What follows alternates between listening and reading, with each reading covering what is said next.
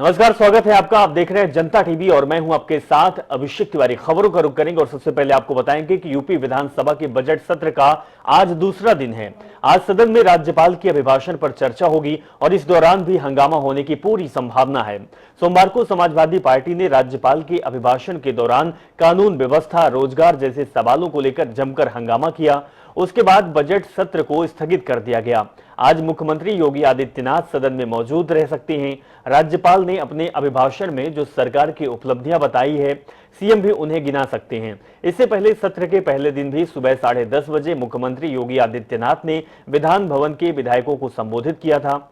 वहीं विपक्ष ने सत्र के पहले दिन ही अपने मंसूबे साफ कर दिए थे। सत्र शुरू होने से पहले ही सपा के विधायकों ने विधानसभा के सामने जमकर प्रदर्शन किया था। विधानसभा की गैलरी में भी सदस्य हाथों में तख्तियां लेकर पहुंच गए। ठीक 11 बजे राज्यपाल आनंदीबेन पटेल ने जैसे ही अभिभाषण पढ़ना शुरू किया, विपक्ष ने हंगामा शुरू कर दिया। राज्यपाल ने हंगामे के बीच ही अभिभाषण को बिना रुके पूरा किया। उनके 1 घंटे के अभिभाषण के दौरान सपा के सदस्य बेल में खड़े होकर राज्यपाल वापस जाओ का नारा लगाते रहे।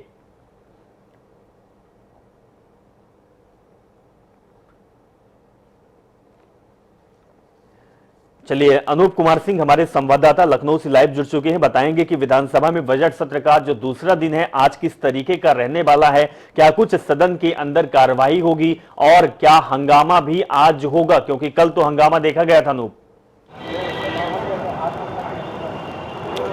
देखिए अभिषेक, बिल्कुल सही बात है कि आज बजट सत्र का दूसरा दिन है और जिस तरीके से लगातार समाजवादी पार्टी अब विपक्ष लगातार हमलावर है सरकार पर तमाम मुद्दों को लेकर जनता से जुड़े।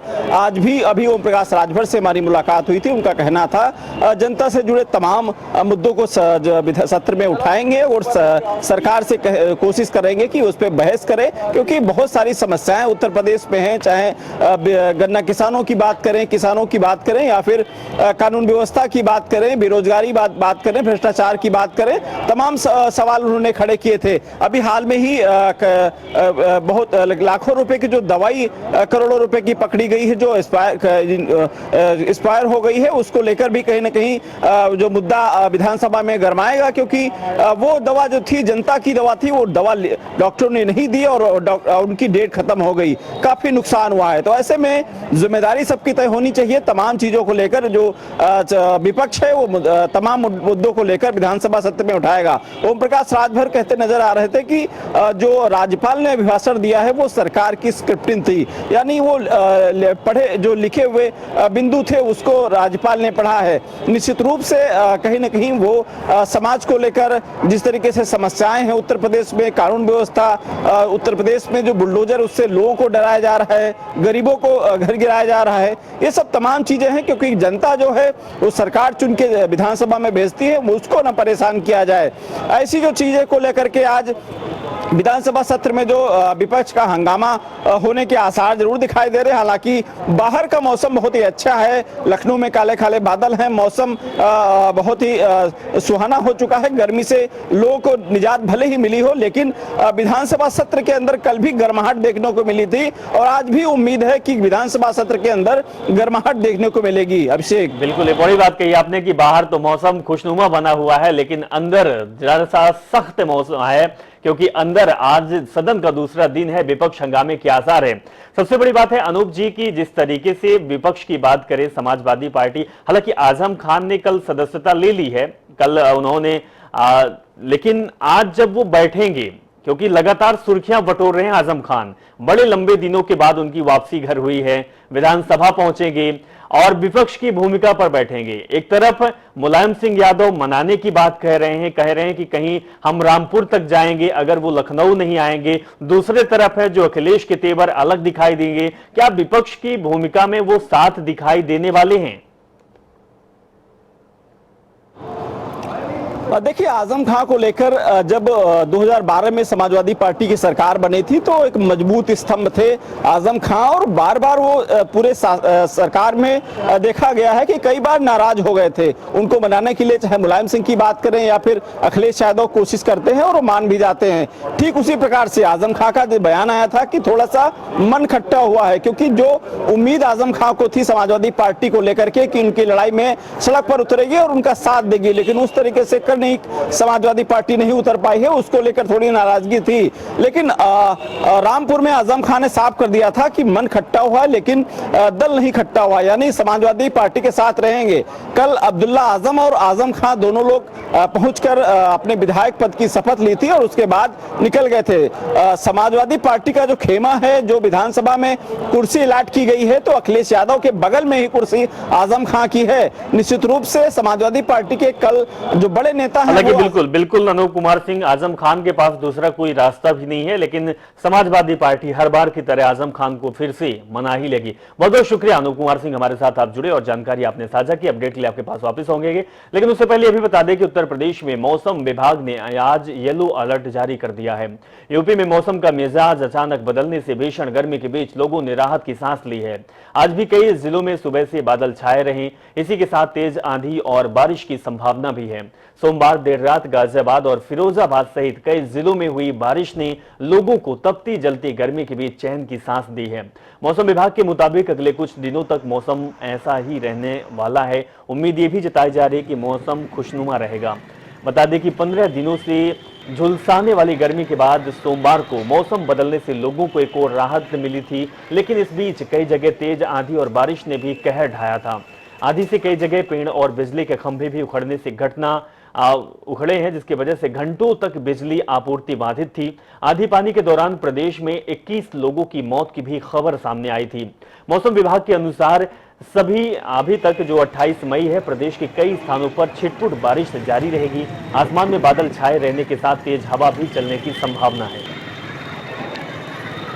ये तस्वीर आपको दिखा रहे हैं किस तरीके से मौसम का कहर है। मौसम में हालांकि कुछ जिलों में बारिश हुई है, हवा भी चली है, और ये तस्वीर आप देख रहे हैं कि लंबे समय के बाद तपती गर्मी से लोगों को अब राहत मिली है, और यहां तक कि तेज हवा चलने की वजह से बिजली के खंभे और पेड़ पौधे भी क्षतिग्रस्त हुए हैं।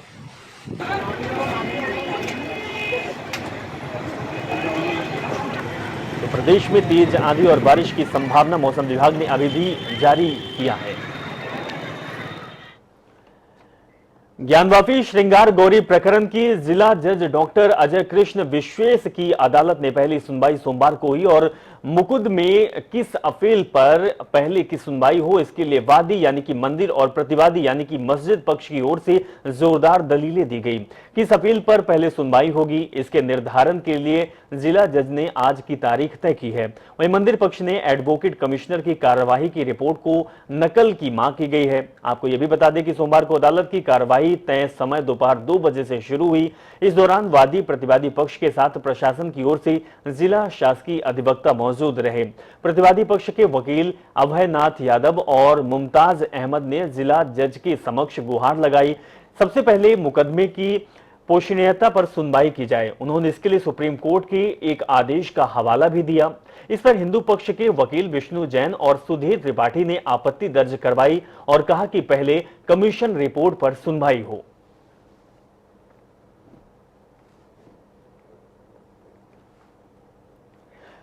इस खबर पर जो आज ज्ञानवापी मामले में 2 याचिकाओं पर वाराणसी जिला जज न्यायालय में फैसला होना है, इस पर हमारे संवाददाता धर्मेंद्र चौबे जुड़े हुए हैं, पल पल की नजर रखे हुए हैं। कई दिनों से ज्ञानवापी मामले को लेकर कवरेज कर रहे हैं। धर्मेंद्र, अगर बात की जाए तो आज 2 याचिकाओं पर वाराणसी जिला जज न्यायालय में सुनवाई होनी है। सबसे पहले आपसे ये जानना चाहेंगे कि किस तरीके का इंतजाम है, क्योंकि बाहर पुलिस और प्रशासन का पहरा भी होगा और अंदर सुनवाई होनी है। किस तरीके का माहौल आज वाराणसी में बना हुआ है धर्मेंद्र? देखिए अभिषेक, पहली सुरक्षा व्यवस्था की बात करूं और दिखा दूं कि देखिए सुरक्षा व्यवस्था पूरी अलर्ट और मुस्तैद कर दी गई है। ये जिला सशस्त्र न्यायालय वाराणसी का बोर्ड है। देखिए ये मेन गेट है, यहीं से जिला जज ने एंट्री की है अभी, और फोर्स पूरी तरह से डिप्लॉयमेंट कर दी गई है ताकि किसी प्रकार की समस्या ना हो सके, क्योंकि फैसला आज आना है। फैसला लगभग 2 बजे फैसला जिला जज को देना है कि किस मामले पर सुनवाई होगी और उसके बाद कौन से मामले को सुना जाएगा, ये तय जिला जज कोर्ट करेगा। लेकिन बात की जाए तो 711 एक्ट और 1991 वर्सिव एक्ट को लेकर जिस तरीके से दलील हुई है अभिषेक, लगातार दलील चलती रही। उसके बाद हिंदू पक्ष ने यह कहा कि 711 एक्ट 1991 वर्सिव एक्ट पर लागू नहीं होता है। इसको सुप्रीम कोर्ट ने भी क्लियर कर दिया है। जो एडमिट नहीं करता है तो स्पष्ट ये स्थिति स्पष्ट हो गई। कहीं ना कहीं जिसपे वादी पक्ष के अधिवक्ता ने घंटों दलील की और उन्होंने बात रखा कि जो वहां साक्ष्य मिले हैं और जो वहां की भौगोलिक स्थिति है, जो सर्वे रिपोर्ट है, उसकी वीडियोग्राफी और फोटोग्राफी दोनों पक्षों को उपलब्ध कराई जाए ताकि स्थिति जो वहां की वास्तु स्थिति है उससे पता चल सके और मुकदमे की जो बात की जा रही थी, मुकदमे की सुनवाई हो सके, आगे की कार्रवाई निर्धारित हो। तो जो आज जिला जज जो द्वारा फैसला दिया जाएगा वो निर्धारित ये किया जाएगा कि किस पे पहले सुनवाई प्रारंभ की जाए। हमारे साथ बार एसोसिएशन के उपाध्यक्ष हैं मुन्ना लाल जी, हम इनसे जानते हैं कि क्या है आखिर आज 711 एक्ट की बात लगातार दलील दी जा रही थी, लेकिन 1991 वर्षीय एक्ट जो है उसको नहीं एडमिट करता है। तो किस मुद्दे पे फैसला आने की उम्मीद है, क्या आदेश हो सकता है? नहीं, माननीय सर्वोच्च न्यायालय का जो आदेश था उसके अनुसार कल पत्रावली माननीय जिला जज महोदय के यहाँ ट्रांसफर होकर के आई है। कल प्रथम डेट थी, तो माननीय जिला जज महोदय का कहना था कि चूंकि न्यायालय के सामने प्रथम बार यह फाइल पटल पर आई है तो इसको हम देखेंगे और समझेंगे और तब हम आदेश करेंगे कि हम किस प्रार्थना पत्र पर सुनवाई करेंगे। सर, आज क्या होना है? आज क्या सुनवाई होगी या फैसला कल के दलीलों के बाद, कल की जो जीरा हुई है उस पे आज आदेश हो सकता है कि किस मुकदमे पर सुनवाई पहले प्रारंभ होगी? श्रृंगार गौरी प्रकरण पे होगी या जो सर्वेक्षण की बात की जा रही है उस पे होगी या जो कुलपति महंत तिवारी ने डाला उस पे होगी?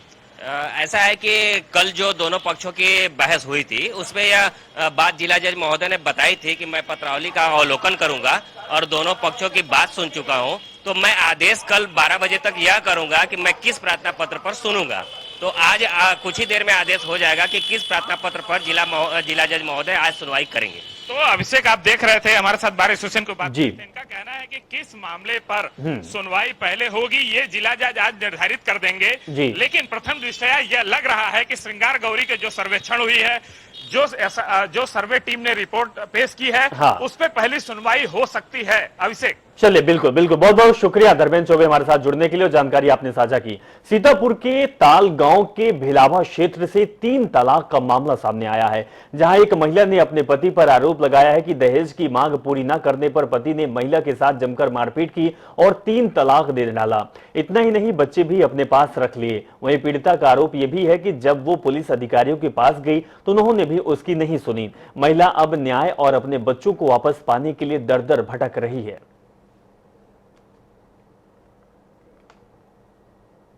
10 साल शादी हो गई, अब कहते हैं 2 लाख रुपया दे और सोने की जंजीर सब दे। मेरे बाप नहीं देने वाले हैं। किसी कौन का कौन मांगता है? कफील। कौन है कफील आपको? पति। क्या हुआ फिर जब नहीं दे पाए? जब नहीं दे पाए तो खूब मारी पीटी और घर से भगा दी, तलाक दे दी। तलाक दे दी? उसका सामान से मांगा रहा, दहेज हमका दो, 2 लाख रुपया दो और सोने जंजीर दो। कौन मांग रहा था? जो हमारे दामाद हैं। क्या नाम है? कपिल। तो हमने नहीं दे पाया, जब तो लड़की को मारा, तलाक दे दिया, घर से निकाल दिया। बच्चे 3 थे, बच्चे 3 छीन लिए। हमने बहुत दोबारा कोशिश किया, एप्लीकेशन तमाम जगह दी, कहूँ सुनवाई नहीं भई और थाने 4-5 सेवा हमका बुलाइन, हमारे साहब कोई हमने सुनवाई नहीं की। बुलंदशहर के गुलावटी NH 235 पर एक भीषण सड़क हादसा हो गया, जहां हाईवे किनारे खड़े कैंटर में श्रद्धालुओं से भरी एक स्कॉर्पियो कार घुसी और हादसे में कार सवार एक ही परिवार के 5 लोगों की दर्दनाक मौत हो गई, जबकि 6 अन्य लोग बुरी तरह घायल हैं। मृतकों में 2 बच्चे, 1 महिला और 2 पुरुष शामिल हैं। बताया जा रहा कि परिवार केदारनाथ और बद्रीनाथ के दर्शन करने जा रहा था, जो खुशहालपुर के पास सड़क हादसे का शिकार हो गया। सूचना पर डीएम और एसएसपी मौके पर पहुंचे और घायलों को अस्पताल में इलाज के लिए भर्ती कराया गया। बुलंदशहर मेरठ हाईवे पर सुबह लगभग 4:30 बजे एक बहुत ही दुर्भाग्यपूर्ण दुर्घटना घटी है। एक स्कॉर्पियो में एक परिवार के लगभग 10 लोग सवार होकर के केदारनाथ जी का दर्शन करने जा रहे थे। एक खराब होकर के किनारे ट्रक खड़ा हुआ था, उसमें स्कॉर्पियो। एक बड़ी खबर आपको बताएंगे, शाम 4 बजे बीजेपी में शामिल होंगे कर्नल अजय कोठियाल। जी हां, सूत्रों के हवाले से खबर आ रही है, सीएम पुष्कर सिंह धामी समेत कई वरिष्ठ नेता रहेंगे मौजूद। बीजेपी मुख्यालय में आयोजित होगा ज्वाइनिंग कार्यक्रम। तो आम आदमी पार्टी से मुख्यमंत्री चेहरा थे कर्नल अजय कोठियाल कई समर्थकों समेत आप में दे चुके हैं इस्तीफा। ये बड़ी और अहम जानकारी अब तक पहुंचा पा रहे हैं कि उत्तराखंड की सियासत में अब कुछ नया होने वाला है। आज जो 4 बजे कर्नल अजय कोठियाल जिनका चेहरा आप देख रहे हैं, ये अब भारतीय जनता पार्टी का दामन थाम सकते हैं। आम आदमी पार्टी के बड़े चेहरे के रूप में शामिल थे, सीएम के उम्मीदवार थे, बड़ी बड़ी बातें कर रहे थे। अब इसके बाद बीजेपी में शामिल हो गए, वही बीजेपी जिसको घेरा करते थे आम आदमी पार्टी में रहते हुए, लेकिन अब बीजेपी का दामन थामने वाले हैं कर्नल अजय कोठियाल। देहरादून से हमारे संवाददाता अजीत कांबोज जुड़ चुके हैं, उनके पास चलेंगे। अजीत, उत्तराखंड की सियासत में कुछ नया हो रहा है, वही अजय कोठियाल जिनके सहारे, जिनके फेस, जिनके चेहरे को लेकर चुनाव लड़ा गया था। आम आदमी पार्टी के बड़ा चेहरा थे, सीएम के उम्मीदवार थे, बीजेपी को घेरने में कोई कोर कसर नहीं छोड़ी थी। लेकिन अब आखिरकार वो समझ चुके हैं कि जब चुनाव हार गए, उनका सूबे में कुछ होने वाला नहीं है, तो भारतीय जनता पार्टी में शामिल होने के अलावा कोई रास्ता उनको नहीं दिखा। बिल्कुल अभिषेक, अगर आम आदमी पार्टी की बात की जाए तो 70 विधानसभाओं पे उनकी तरफ से चुनाव जरूर लड़ा गया, लेकिन चुनावी नतीजे किस तरह के रहे वो भी सबके सामने है।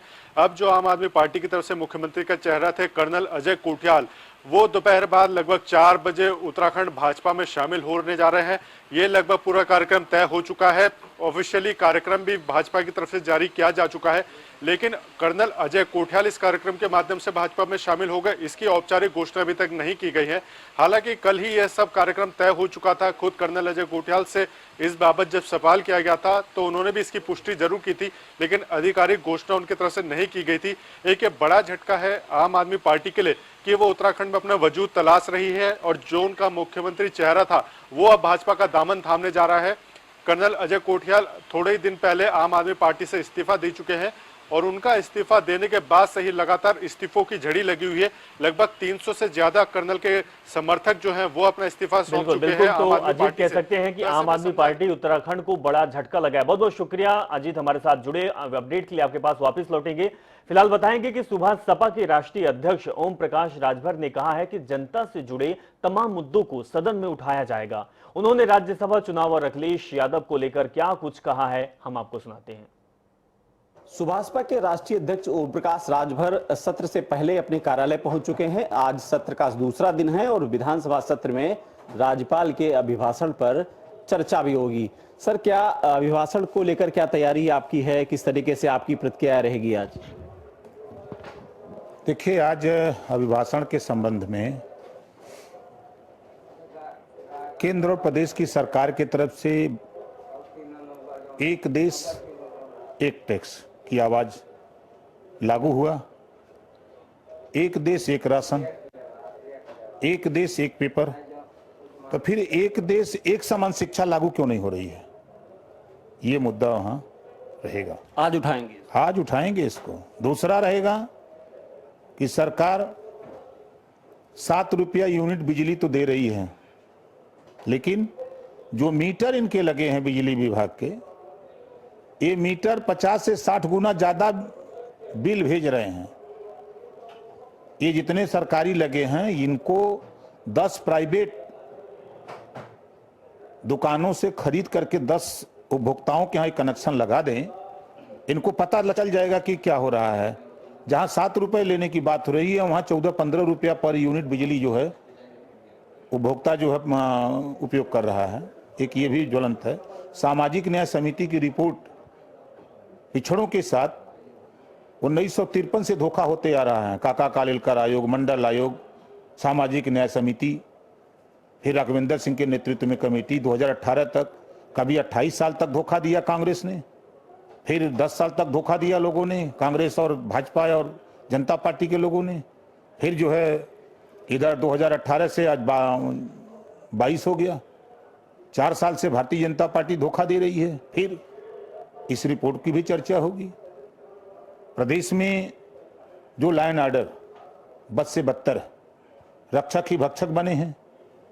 चंदौली में देखा आपने, जब पुलिस जाने के पहले बेटी जिंदा होती है और पुलिस के पहुंचते वो पुलिस वाले मार देते हैं। लेकिन सरकार तो कहती लॉ एंड ऑर्डर बहुत अच्छा है। तो सरकार के जबान में या तो रुपया सरकार के बैंक में मिलता या तो कंगाल के गरीब के जबान पर। लॉ एंड ऑर्डर सरकार के जबान पे है, आपके टीवी में बोल देंगे, अखबार में छप जाएगा, लेकिन धरातल पे थानों पर खाली एप्लीकेशन आप दे दीजिए तो पुलिस दौड़ने लग रही कि कैसे पकड़ के लिया में रुपया मिले। सिर्फ रुपया वसूलने का काम पुलिस। अभी उनकी जो मंत्रिमंडल की टीम मंडलवार गई थी उसकी भी रिपोर्ट आई कि दरोगा से लेकर डीएम सब खाली पैसा कमाने में लगे हुए हैं। भाजपा के मंत्री कहते हैं बुलडोजर से डरे हुए हैं माफिया उत्तर प्रदेश के। हो सकता है, लेकिन गरीब कमजोर को दरवाया जा रहा है। जो 50 साल 60 साल 70 साल से बसे हुए हैं, जो मकान बना के रह रहे हैं, जिनके पास कहीं रहने की जगह नहीं है, उनको उजाड़ा जा रहा है, उनको बेघर किया जा रहा है भूमाफियाओं के नाम पर। ऐसे चलिए गांव में हम हजारों गांव दिखा दूं आपको जहां भूमाफिया का नाम लेकर नाम नसीबों का चूसा खून गरीबों का। तो नाम तो भूमाफिया का ले रहे हैं, उजाड़ गरीबों को रहे हैं। ये खेल हो रहा है धरातल पे। इनका बुलडोजर जो गन्ना का जूस पेर के बेचता है उस पे चलेगा, गोमती में चाय बेचता है उस पे चलेगा, जो 50 साल से गरीब कहीं झोपड़ी बना करके रह रहा है, पक्का मकान बना लिया कमा उमा करके किसी तरह मजदूरी करके, उसको उजाड़ने में वही भूमाफिया दिखता है। लेकिन जो असली माफिया हैं उनके खिलाफ कार्रवाई नहीं होगी। लेकिन मुख्यमंत्री कहते हैं जो गरीबों के यहाँ बुलडोजर नहीं चले, उन्होंने मना कर दिया है। कब मना किया है? अभी परसों गिरा है। अभी कुकुहा आरा चौकी बिथार में, जौनपुर के जफराबाद विधानसभा में परसों गिरा है। एक क्या बतियाएंगे मुख्यमंत्री? ये तो खाली यहीं से आपके टीवीए पे बोलते हैं, खट से कह दिए ना कि बिना हेलमेट। एक बार मैंने इनका शासनादेश हुआ कि बिना हेलमेट के पेट्रोल नहीं मिलेगा। अब मैं जा रहा था बहराइच, देखा तो सब पेट्रोल पंप पर बिना हेलमेट का तेल भरवा रहे हैं। बैनर लगाए हुए हैं पेट्रोल पंप वाले कि बिना हेलमेट का पेट्रोल नहीं मिलेगा, लेकिन बिना हेलमेट के दे भी रहे थे। तो क्या ये सारे मुद्दे विधानसभा सत्र में उठाए जाएंगे? बिल्कुल उठाए जाएंगे महाराज। इस बात के लिए हम लोग नेता चुन के आए हैं। जनता से जुड़े हुए मुद्दे जो हैं, आज जनता को रोटी कपड़ा मकान शिक्षा दवाई चाहिए। 16 करोड़ रुपए की दवाई एक्सपायर हो गई, गरीबों को नहीं बंट पाई। पर्ची लिख दिया जाता है कि जाओ मेडिकल पे लो, वहां कमीशन मिलता है। एक्सरे मशीनें हैं हॉस्पिटल में, गरीबों को लिख दिया जाओ बाहर जांच कराओ, वहां कमीशन मिलता है। ये सरकार को नहीं दिखाई दे रहा है कि 16 करोड़ रुपए की दवाई एक्सपायर हो गई। इसे पूछिएगा भारतीय जनता पार्टी के नेताओं से कि भाई ये दवाई अकेले केजीएमसी में 50 लाख रुपए की दवा एक्सपायर हुई है। ये सब मुद्दे जनता से जुड़े हुए हैं ना। आप दवाई रख के एक्सपायरी कर रहे हो, खराब कर रहे हो, बेकार हो गया ना 16 करोड़ की दवा। अगर गरीब को दिए होते।